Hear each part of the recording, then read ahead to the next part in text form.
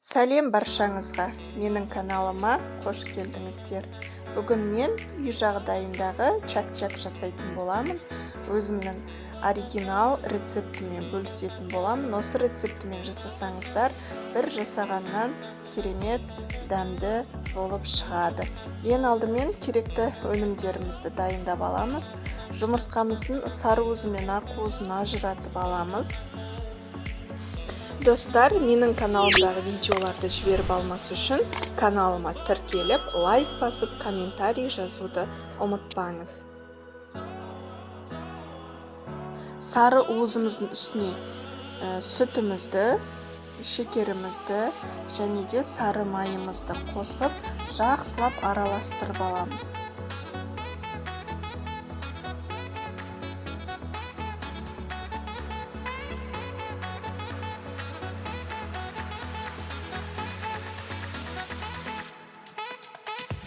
Ендігі кезекте ақ уызымыздың үстінен кішкене тұзымызды салып, ақ көпіршікке айналғанша миксерлеп аламыз.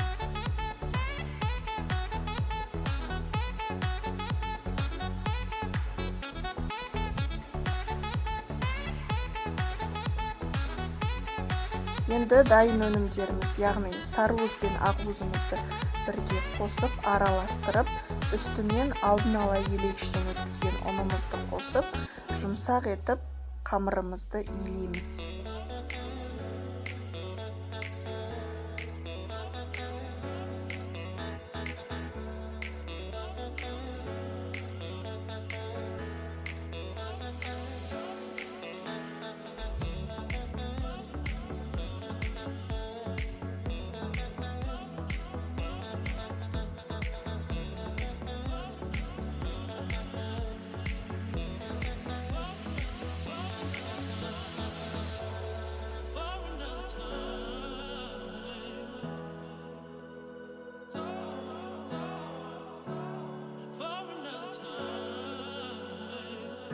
Дайын қамырымызды 15-20 минутқа тоңазытқышқа салып қоямыз.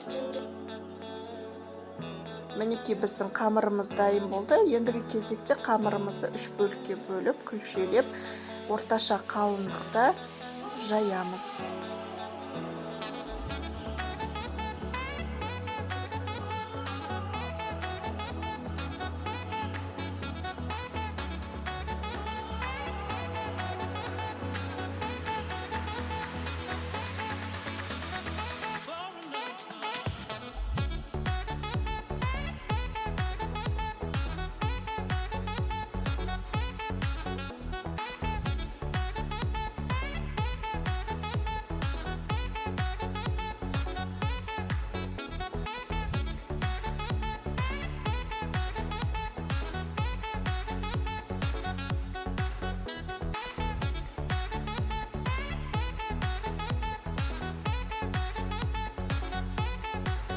Қатты қалың емес, қатты жұқа емес, міне осындай көлемде жарайды. Енді осы қамырымызды бірнеше бөліктерге бөліп, соломка ұзынша тәріздес етіп, турап шығамыз.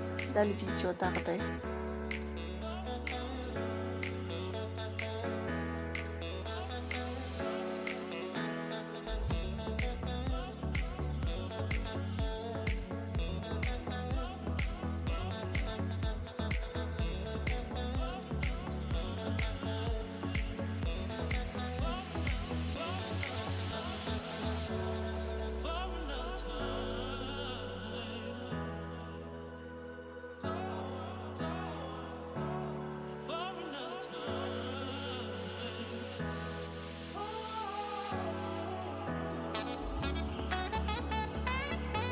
Мінекей біздің қамырымыз дайын болды. Ендігі кезекте қызып тұрған майымызға осы чак-чак қамырларымызды қызыл болғанша араластырып тұру арқылы пісіріп аламыз.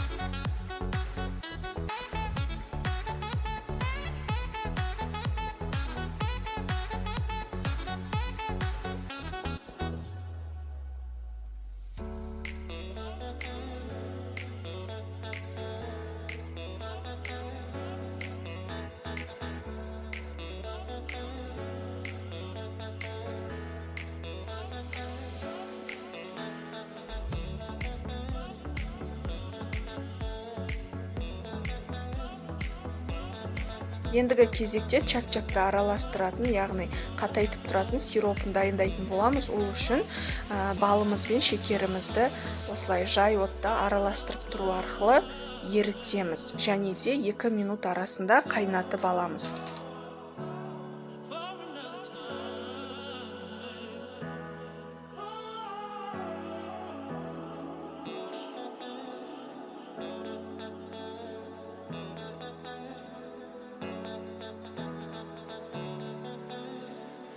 Мінекей, толықтай шекеріміз еріді, осындай масса дайын болды, енді оттан аламыз. Чак-чагымыздың үстіне мейізімізді және де дайын сиропымызды құйып, бір келкі етіп араластырып аламыз.